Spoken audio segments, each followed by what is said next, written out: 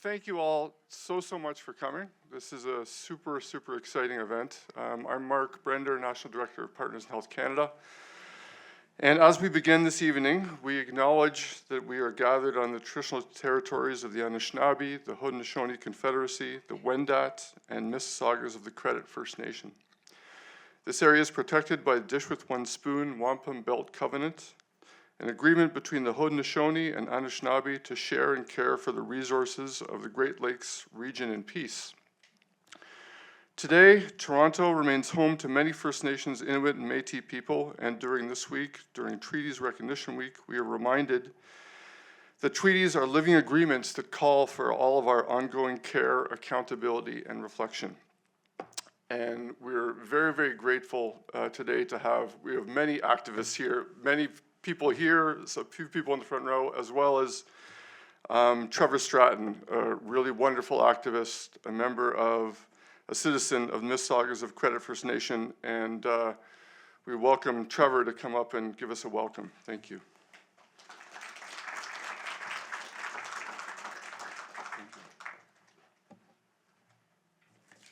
Thanks for this gift of tobacco.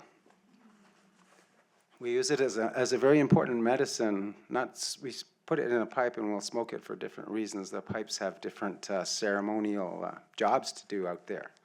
So I'll be taking this back to our First Nation, our Indian reservation, and I'll put the tobacco down with a prayer, and I thank you for doing this. I'm so excited about this.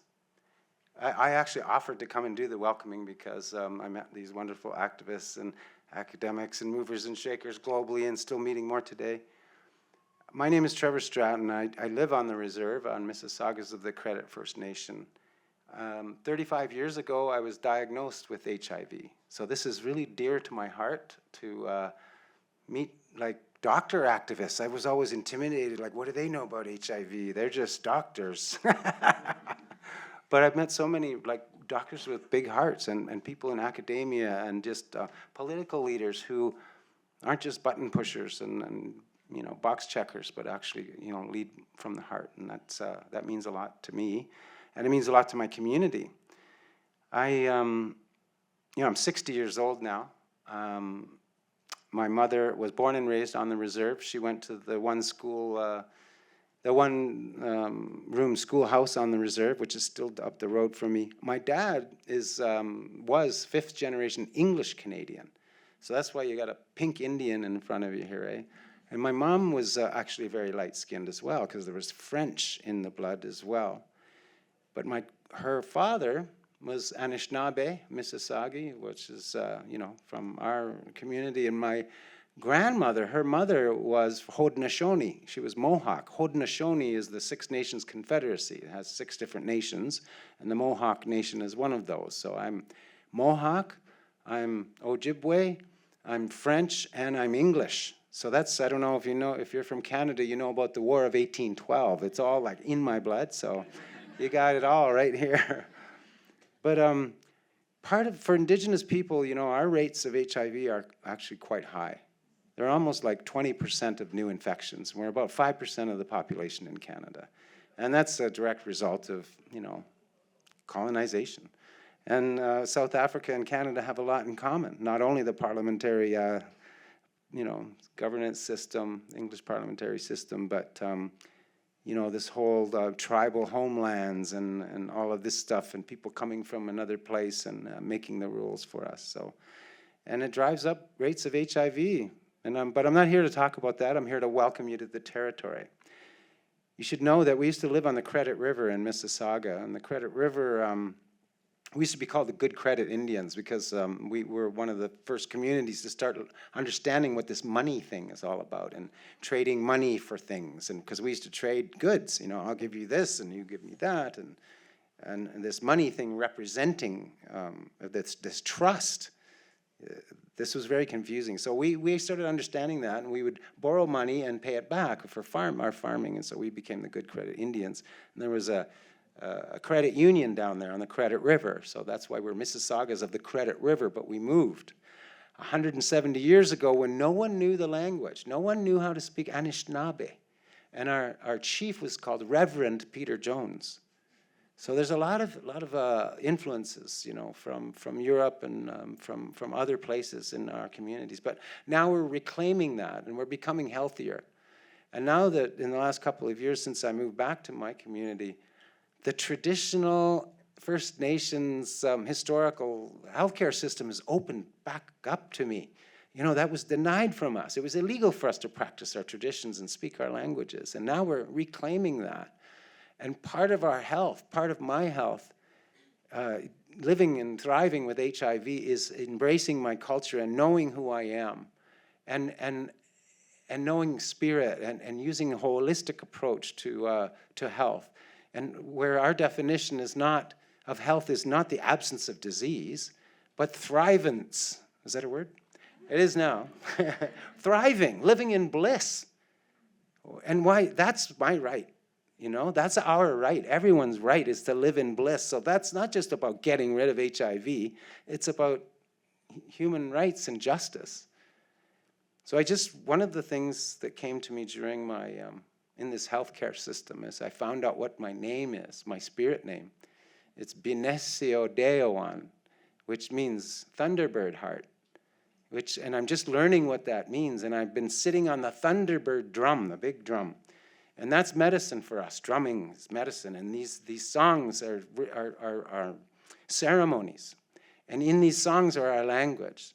So I'm going to play you one of the Thunderbird songs, and you might hear some thunder if I call them in, but I'll try not to. But if you recognize the song, you can sing right along with me, okay? And you'll recognize the word, my name is in there, Bineshi Odeawan, but the word Bineshi is in there. Bineshi. So you'll hear that. So I'm going to say, here they come. The Thunderbirds are coming.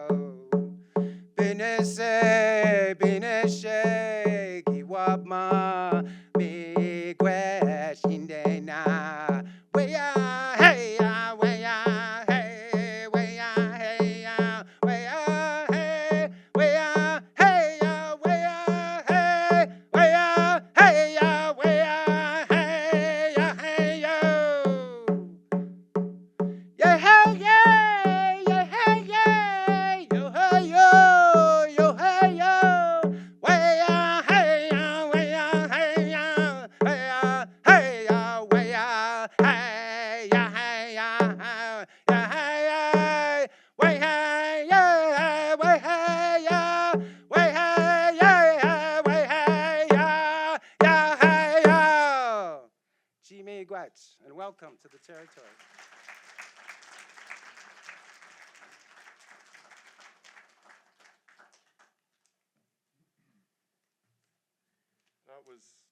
Thank you so much, Trevor, for welcoming us with, that was really special.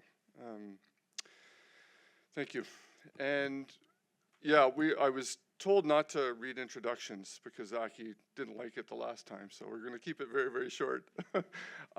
But we're so privileged to have, you know, this is called, we came up with this, the global health activism we need, and given what's going on in the world, we need activism more than ever. And so we're so grateful to have three wonderful activists. I'll just describe super quickly who's here, then they can all come up, and we'll have a bit of a discussion, we'll have Q&A, and then after that we'll go out and there's some drinks out in the lobby and we can continue conversations. Zackie Achmat was the winner of the inaugural Paul Farmer Lectureship and Award at McGill University last night, which is something that's special to all of us at Partners in Health. But it's, you know, received that award because he is one of the world's foremost activists for health and justice, we are very fortunate to have Dr. Wesler Lambert also with us, who is Executive Director of Partners in Health in Haiti, or Zanmi Lasante. And Dr. Lambert has been with ZL, as we call it, for decades. I think was the first social service resident brought by Paul Farmer in Haiti. Long career in HIV care, in health systems, post-earthquake in Haiti, and we're just very, very grateful that he is now leading a team of between 4,000 and 5,000 people in Haiti that has been doing exceptional work for decades. And Dr. Adrienne Chan, the most important title, is Chair of the Partners in Health Canada Board of Directors, but is a wonderful infectious disease doctor at Sunnybrook and has done incredible global health work in Malawi, in Lesotho, in Sierra Leone, an HIV specialist, medical officer with Dignitas that was founded by James Orbinski, among others. So it's an incredible panel. We're going to have a wonderful discussion, and please come on up.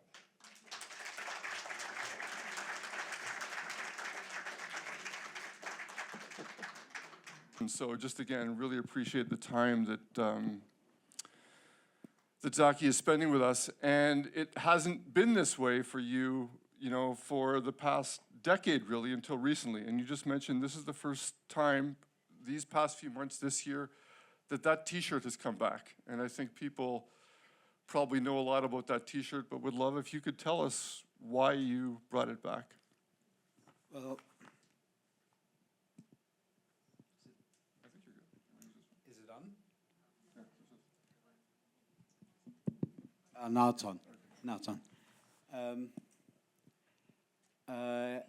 Hello, everyone. You might not be able to see, but I have a shiner that I got in Montreal. So I say this not because I want to show off my shiner, but when you see me, you look at me and you'll see something strange. And it's not because some local fascist beat me up or anything like that. It's simply because I rushed into a door. Right? That's the reason. I didn't wear this T-shirt after about 2010, maybe 2008, 2010, because it had become like a tattoo on my heart. And the reason I say that is not because, the reason I say that is I didn't recognize it throughout the years, but it carried incredible pain of people who were dying and people who wanted to live, and it carried the resistance of people against pharmaceutical companies globally. It carried the resistance of people against our own government, who Robert Kennedy is continuing the tradition of Thabo Mbeki, and so is Donald Trump, that HIV doesn't cause AIDS, that antiretrovirals are poison, and so on. And as a consequence, you know, I put this T-shirt away. And whenever I saw anyone wear it, I would try and shy away from them. And that gave me a time to recuperate, to feel better. Both about the T-shirt, it's given me the distance.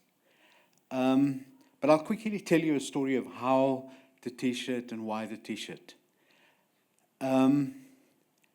A few days after Treatment Action Campaign was founded, in Durban, a woman in 30s, maybe 40, Gugulamini, was stoned to death because she had declared her HIV status publicly. And at that time, the deep, incredible courage it took anyone to speak openly about HIV, that you had HIV. I didn't have that courage at that time. It came out I came out in 1997. I was diagnosed in 1990. I told all my friends, I told all my comrades, but I didn't do so publicly. But she did it publicly, and she was killed for it. And so we just started TAC. And the question for all of us was, well, are we going to go and hide now? And I remembered a story about the King of Denmark, who, when the Nazis invaded Denmark, said Jewish people had to wear the Star of David, said every Dane should wear it. And so as a consequence of that story and that event, whether people wore the Star of David didn't matter to me. But it was the story that mattered, the fact of the story. And it became very clear that this was not going to be, I am HIV positive. It was not going to be HIV positive with a question mark. It was just simply going to be HIV positive as a challenge to power, to prejudice, to discrimination, and to hate. And to say, you cannot eradicate all of us. And it created probably one of the best contributions of the Treatment Action Campaign was to create an openness about HIV as a consequence. And that meant that nurses would wear the HIV positive T-shirts. So would doctors, community health workers. And it meant, therefore, that people felt loved when they came to a clinic. And not only people, but not only people who lived with HIV, but also people who took care of people living with HIV. I'm going on too long, but it's a long story. We'll hear much more. Dr. Lambert, you know, PIH in the early years always is, but in the early years in Haiti was doing things nobody else was doing with HIV as well. And, you know, for really 40 years has been an activist organization in the fact that you deliver care. Recent years have been very difficult. Can you give us and both in terms of what's happening in Haiti and what's happened over the past year with the aid that we'll get into more. Can you give us, you know, there must be so much going through your head over the past year. Paint a picture for people of what your experience and the experience of Zanmi Lasante has been like over the past couple years and this year. Thank you, Mark. Good evening, everyone. So I'm so thrilled to be here, and also thanks for giving me that opportunity to speak the voice of my thousands of colleagues and thousands of Haitian fellows who would like to be here and speak about their experiences. Zanmi Lasante today is the largest healthcare provider in Haiti beside the government, beside the Ministry of Health. We are a team about 7,000 people, including 2,000 community health workers, doctors, nurses, cleaners, pharmacists, and so on. We've been, along with another organization called GSQ, we are the pioneers in the fight against HIV/AIDS and tuberculosis. And as of today, we are the largest network with about almost 18,000 HIV patients on antiretroviral therapy and thousands other living with tuberculosis. We are operating in the central region of Haiti, covering a population, an area about like 3.3 million people. And today, over the last few years, we have been experiencing the toughest challenges I've ever seen in my whole life. When we talk about Haiti today, it's chaos, it's bad, but I always have to make that distinction. I had the opportunity 3 weeks ago. I go to Haiti my family lives here, but I go to Haiti every month. So I had the opportunity to travel most of the country for about 3 weeks, because we do have some project in the southern region after the 2021 earthquake. We committed to build 3 hospitals for the government. So we still have, we still have some activities outside of our regular catchment area. But what we're experiencing today, it's very, very difficult. When we talk about like activism, we need those doctors, nurses, cleaners, they are the real activists. They put their life in the line to save people. And some of them have options. Some of them have, Canadian green card or US green card. They could have traveled and stay away. But they make the decision to stay in the country to keep serving their brothers and sisters.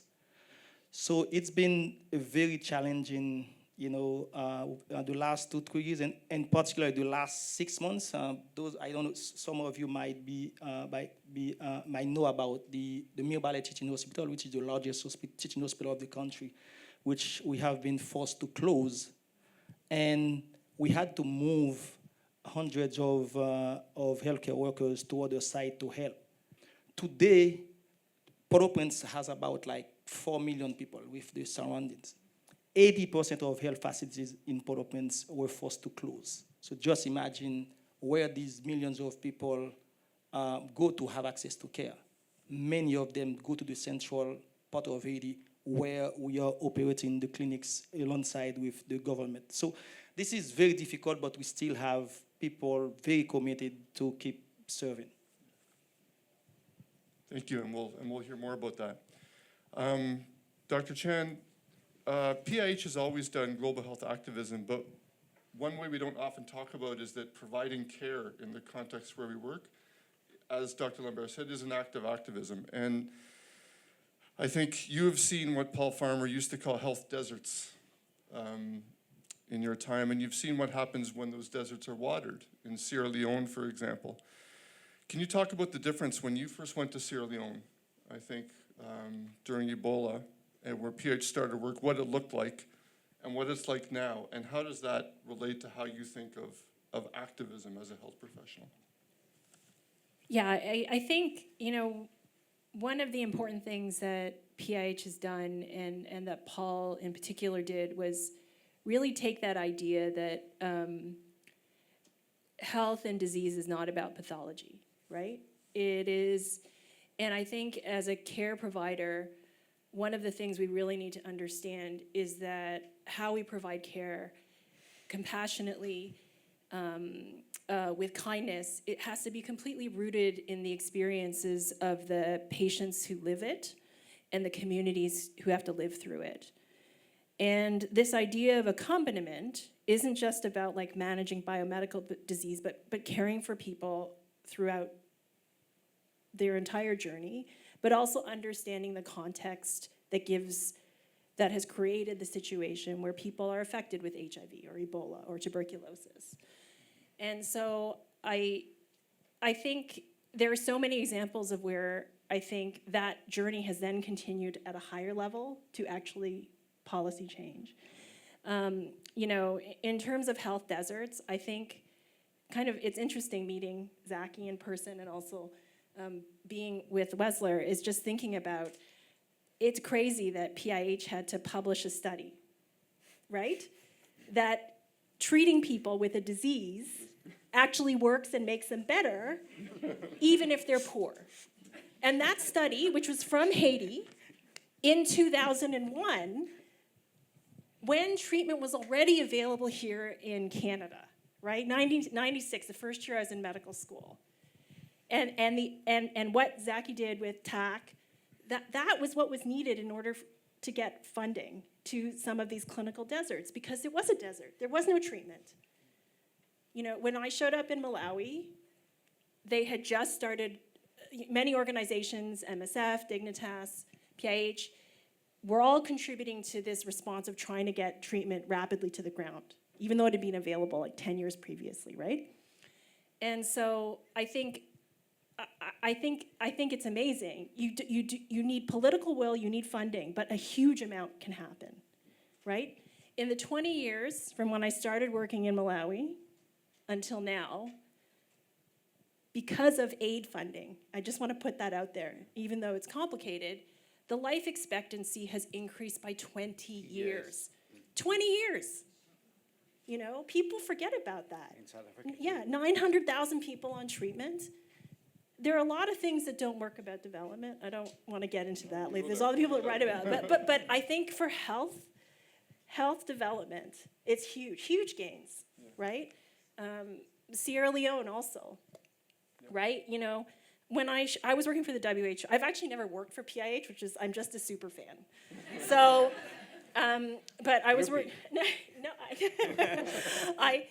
I was working for WHO at the time, helping support the Ebola response, and so really had a chance to see PIH working on the ground. And it was amazing to see this week, 2 weeks ago, they opened up this amazing maternal center of excellence in the eastern part of Sierra Leone, where PIH works, that most people know because that's where the center of the conflict around blood diamonds was in Kono and Koidu. And just to see this incredible hospital with state-of-the-art equipment for maternal care, and remembering 10 years back, as the WHO person who was responsible for trying to help get non-Ebola clinical care up and running, at that time I walked into the ward, 12 women who had just gone through labor and delivery, none of whom had a surviving newborn.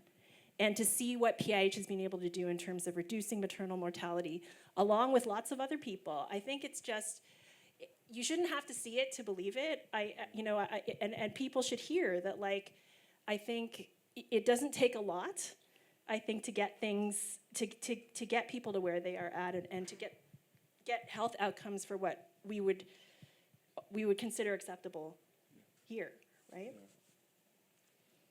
I want this to be 3 hours. I don't know what you else say. Zackie, I'm going to 2 points from things that I think you said yesterday in Montreal and you can, I think they're related, but you can take either one or take them wherever you want. One is a quote that you said, if you don't do your activism so you can sleep well at night, then you're doing the right thing for the wrong reason. And then the other one is an observation that over hanging out for a couple days, and it's something that I thought that is so similar to, and you know, so many of us at PH, we go back to Paul, but there's such an intellectual depth and intellectual underpinning to your work. You know, Zackie is talking about Gramsci and Hannah Arendt and Foucault in the context of the work. And so I'd love you just to, what comes up when those are mentioned, and reflect on that, either of those two things. We're a lot of boring people. Here on a Friday night talking about misery. We should be dancing, right? Talk about Foucault on a Friday night. Don't you have a life? Right? This morning, people asked me what are the things that made me an activist. I think it was. And I gave a few reasons. The first was that I come from a Muslim background. I'm an atheist, and that causes a great deal of pain for people who believe, who are close to me, and for me, because I'm an atheist. It's very hard to be one. Because what people don't understand, you have a duty to try and live an ethical life. You're never ethical, neither are you good, neither are you bad. You always try to be good every day. You're not good naturally. None of us are. So, one of the things Islam taught me was that the first revealed verse of the Quran was Iqra, and it says read. That's the first word of the Quran that was revealed. It's been rearranged in terms of all sorts of things, but the first revealed word was read. Read in the name of your Lord so that you may know the world, so that you may know the stars, so that you may know that you come from a clot, which is blood and semen and ovaries and all that is contained in it. And I grew up in a household where my grandfather didn't have education, couldn't read, and he encouraged me to read. The second aspect of that was my mom, my aunt, everyone saying to me always, look people in the eye. It doesn't matter where they are, it doesn't matter who they are. When you pass them, look them in the eye and greet them. And that installed in me a belief that people are equal. The third thing is a very funny story. I'm queer, so I love dresses, men in dresses. So my uncle, my mom and them were secular, my dad was secular. My uncle belonged to a group called the Jamiatul Islam. It's an Islamist group, essentially. And they go around proselytizing, much like the Jehovah's Witnesses do and other people who proselytize. And they took me because I was 10 years old. And I loved going with these men in dresses, knocking on doors. And they were all men in dresses scared of women opening the door. Right? And that meant to me, but it gave me an idea of how you speak to people to convince them of a belief, a principle, and so on. And those things have stayed with me throughout my life in being an activist. And I've also seen it in other activists, the way they brought up to respect people and to respect the community and to respect themselves was very important.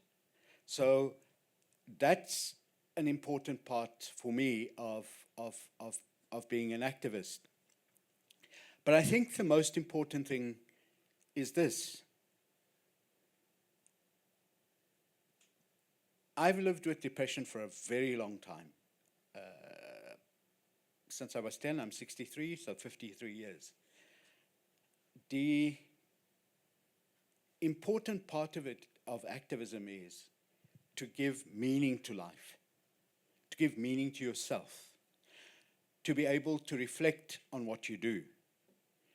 And therefore, if you do your activism for any other reason, for me, now this is my view, if you do your activism for any other reason than not being driven by your own conscience to do something, then you're doing it for the wrong reason. Then you're doing it either for money or for career or whatever. It is important to know that you can sleep better if you've tried, not done something, tried to do something better for the day. I think we all can do that. There's no magic. It's not magic, you know. It's just simple. It's simple words, simple beliefs. It comes from love your neighbor as yourself. It comes from seeing people as human. Does that answer? I'd love to just throw this question open and have all three of you go at it. I think, you know, we have all been living through, those of us who work in health, those of us who care about kind of global work, the impact of what's happened south of the border and the Trump administration and the decimation of USAID and the aid budget that came from the US. And it had not just impacts in places where everybody on stage here has worked, but it had impact on other countries. And so, you know, countries that have since slashed aid budgets include France and Germany and Netherlands and Belgium, and in the budget 2 days ago, Canada. And we have heard Britain, right up there. And we have heard from some people that this is an opportunity. We haven't heard that from any patients. No patients have said this is an opportunity, which we can talk about. But that notion that aid has not always worked well, and I'd love to start with Lambert, because Haiti, for generations, has felt the impact of aid done poorly, of colonialism, of imperialism, and yet, as Adrienne mentioned, as you mentioned, the human cost. And I think that's something I'd love to hear everybody's thoughts on how you wrestle with those two things. Unfortunately, Haiti has been going through so many difficulties, from colonialism. It's like we were punished to become the first black country to be independent. It's like we were punished by the whole world, and that slow or prevent the country to move forward, toward development. And we are still paying that today. I'm not complaining because, we have a new generation. There's so much we can do for our country. But we have to realize today, one of the reasons Haiti is where it is today, it's because of this. It's like there's so-called like international friends. It's because of these, the international friends are like US, Canada friends, the Great Britain. They are so-called friends, but I don't believe those friends. They are just there because of their interest. So it happens that it creates that dependency toward aid. And we realizing today that, with the new administration taking on, deciding to make those huge cuts, as you were saying, I kept saying, this is an opportunity for Haiti to review their, to put more money on health and so on. But on the patient perspective, it's totally different. People are just dying. It's like, in a matter of days, hours, the Trump administration decided to cut the US aid in Haiti. Just for you to understand, the healthcare expenditure in Haiti was about like $400 million. Only 1/3 of it is supported by the government. The rest is international aid and mostly USAID. And just imagine one day the government decide to cut all this in. It's HIV patient, TB patient. In 24 hours. Thank you, Zackie. It's HIV patient, TB patient, patient with hypertension, with other non-communicable disease, who don't have access to treatment, to care in a matter of 24 hours. This is what it means. And we've been managed, even like ourselves, like at Partners in Health, we feel the impact because we are fortunate enough to have the support from foundations, and we still have some support from you guys. Thank you so much. But we feel it because patients coming from Port-au-Prince come to our clinics because they have no access to anything. And I remember back in February, I received that call from the Ministry of Health asking how Partners in Health can help keeping on treatment thousands of patients in the country. This is what it means. This is what the real impact. We may spend, days, hours talking about this, but the impact is being felt by patients, not even by myself, leading that big organization. But I have to make sure, go around the world, meet people like you guys, so in order for those patients to keep, their treatment. So when we are talking about aid cut, it's not, just bear in mind that thousands of people have died because of that aid cut.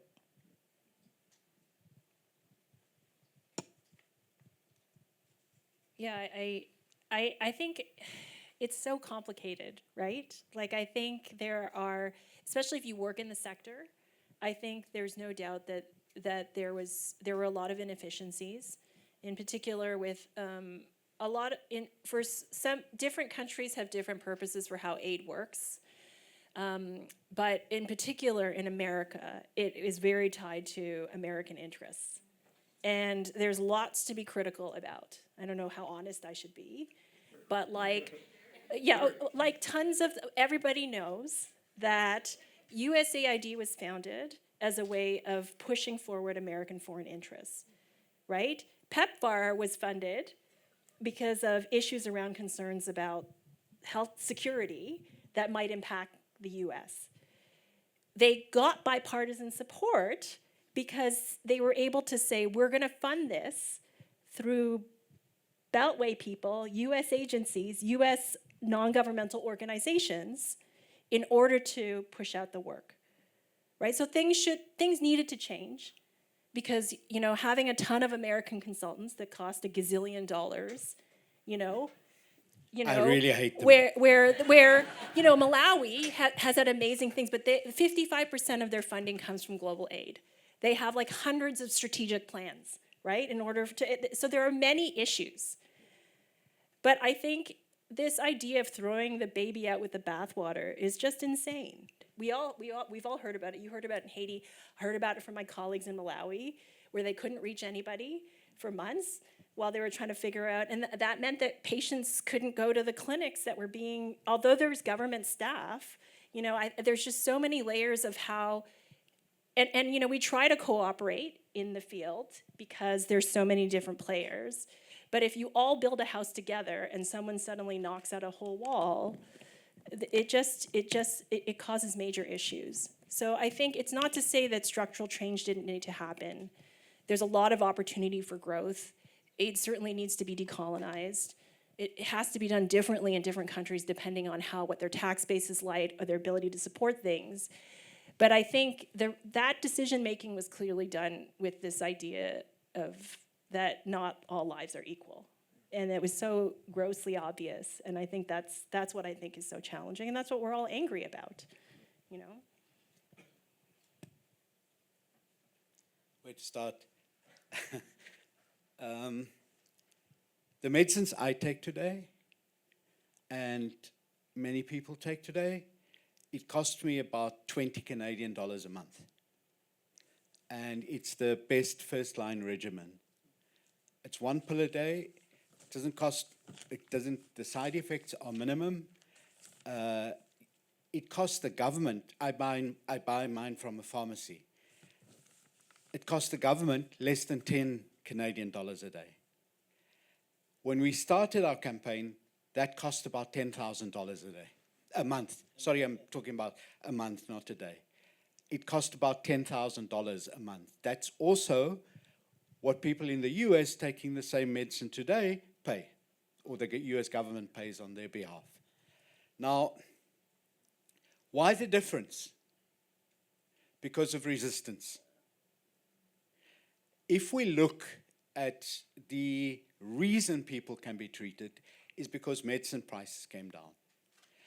And the first reason that happened is that the poorest people where I come from, living in shanty towns, learned about science, learned about pharmacology, immunology, virology, learned about political economy, and learned about the laws. Anyone here who's a lawyer? Oh, we're unlucky, there are two of them. There are two of them. Lawyers would know that nothing is as boring as patent law. I didn't even know it existed until, you know, I always used to see on things royal patent or patent, and I never knew what it was. But suddenly, we had to learn what patent law was about. And MSF played a critical role in that. And James Obinsky, who I fell in love with, because he used to be cute. I don't know if he's still cute. He was my former boss, so I can't make a comment about how cute or not cute he was. So. Right. So the question is, it was resistance from at the coalface of where women who were living in shanties got to know what to do and therefore built power. And that power radiated out, it's radiated, not irradiated, radiated out to the rest of the world. And it drew in nurses, doctors, scientists, it drew in faith-based people, it drew in us queers, it drew in as many people as possible. But one of the most important things it did is it rebuilt internationalism. It rebuilt international solidarity. And that solidarity is what we need to rekindle. The United States, through USAID, spent $42 billion, or $43 billion, in the year 2023-24, the financial year, on global international aid.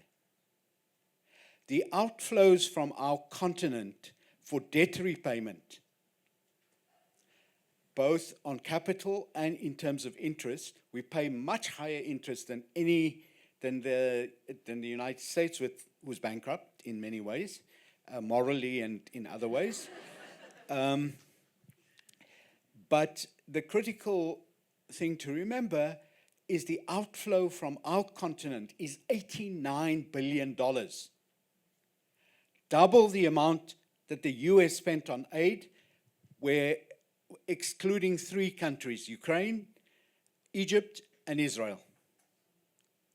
If you take, they get a separate budget line, right? Of how many people can we kill today? That's their budget line.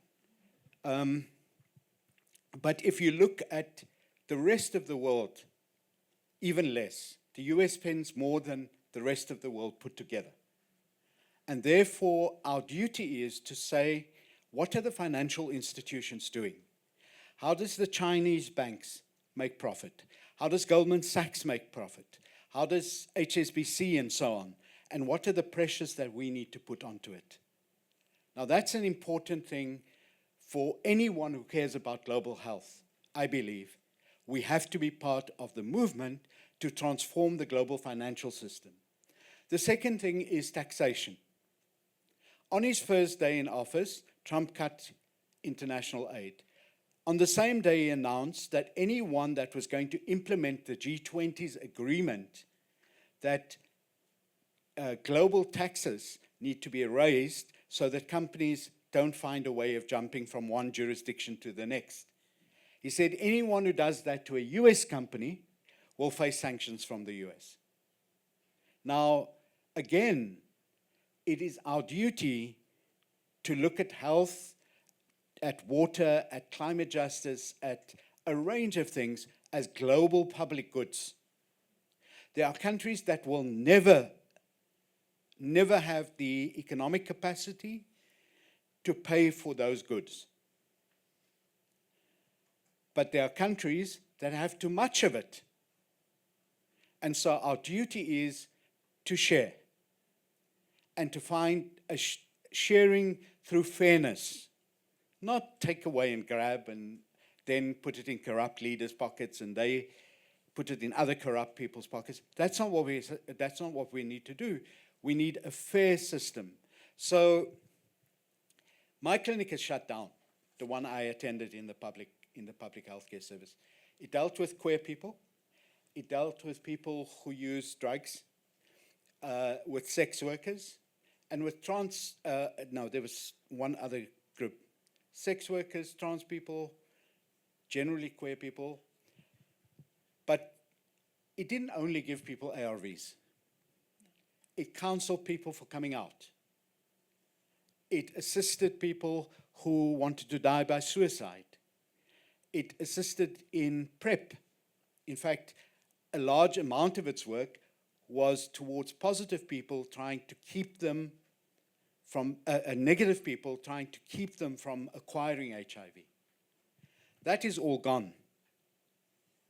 If you go to our government, USAID's contribution to our national HIV budget was 17%, so we're very lucky, right? But that 17% was for computers. That 17% was for active case finding and testing. That was for pharmacy assistance and for data capturing. So on the first day, what happens, and some infrastructure. On the first day, what happens is all the computers are gone. Any nurse, any counselor employed by USAID off-site. Now,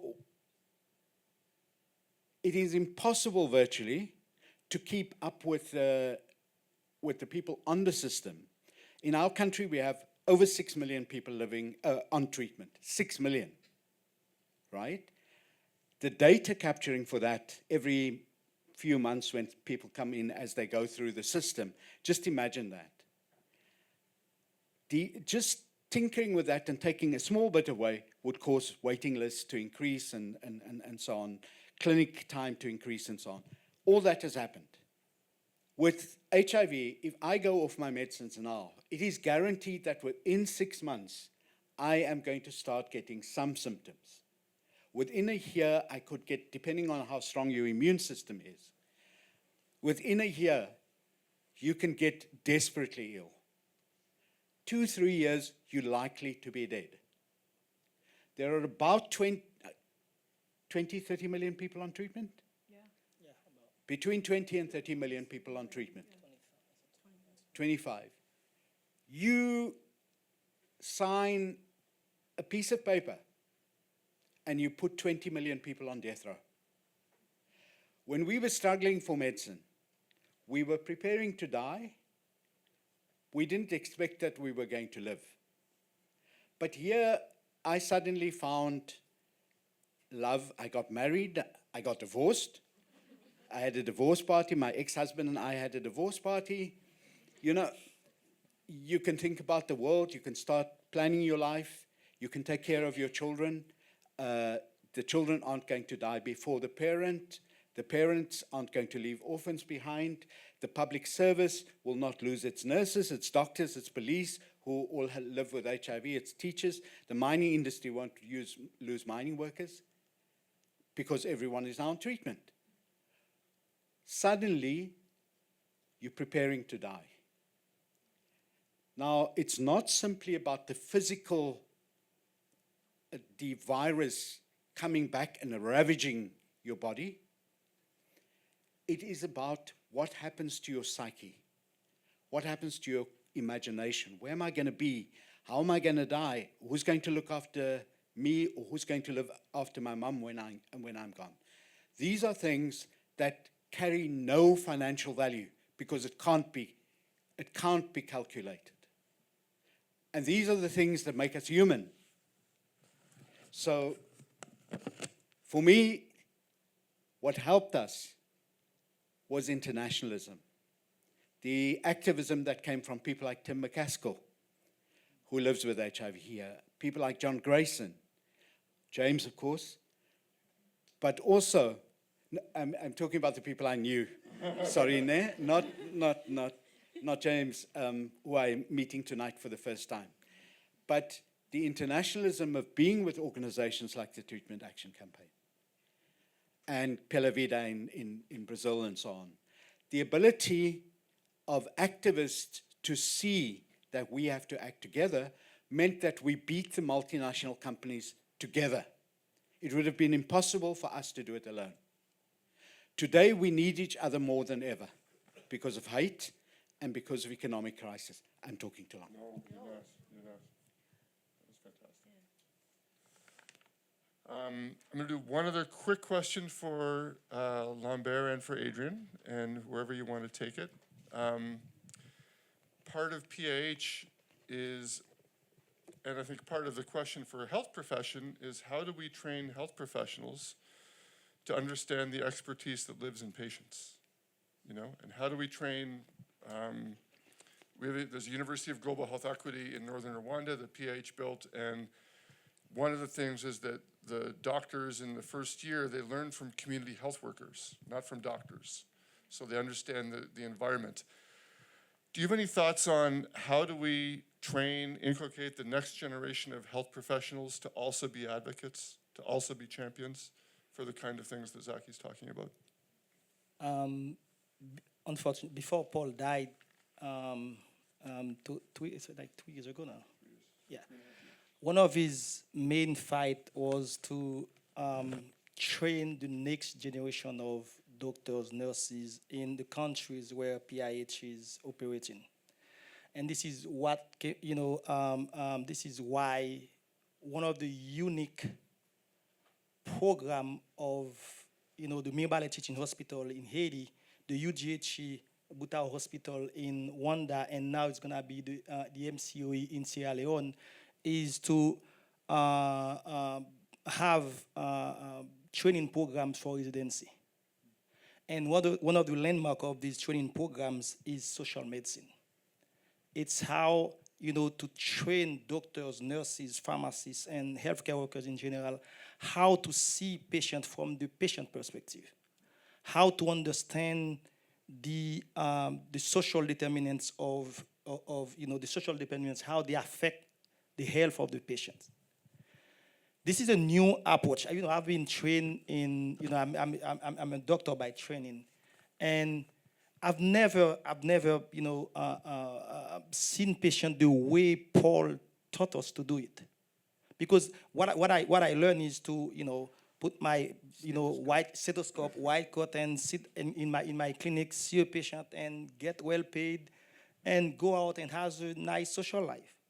But visiting a patient, do like a home visit, I never learned that until I start working for Partners in Health in Haiti. See a patient that cannot afford to pay drugs, go out, do whatever is needed to get this patient drugs. I didn't learn that from medical school. This is what Paul teach us when he was alive, and this is what he wants us as the new generation of global health activists or global health professionals to teach doctors and nurses, so we can. That's our way to transfer, to change the world. I don't have much to add. I think I would say in Canada, it's now very much part of how residents and students are trained. I think understanding that understanding of how important it is to appreciate the lived experiences of your patients, but also to appreciate that it's about the social determinants of health, I think is very much incorporated into the curriculum. There are times you feel like, depending on where you end up with how busy residency and whatnot can be, that you might forget these things. But I always tell the trainees that come through, the hard part of my job in the clinics that I do, it's the actual medical stuff is very easy. It's all of the other things that are challenging.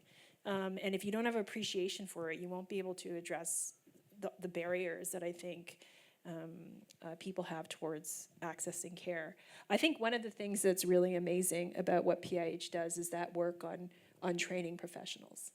And also to see where it started, early on there wasn't that, right? But just to see that they built what they built in Haiti, the fact that with everything that's going on, they're still graduating nurses and doctors.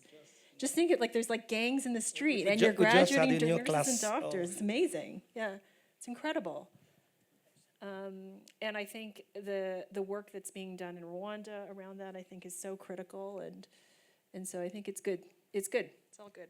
Yeah. No, I just want to add that even with all the challenges we have, we just graduated a new 27 new specialists, surgeon, internist, pediatrician, and OBGYN. So even the Mibale Hospital closed 6 months ago, so we were able to reallocate the program into other hospitals in the network. So this is our top priority in the network. Amazing.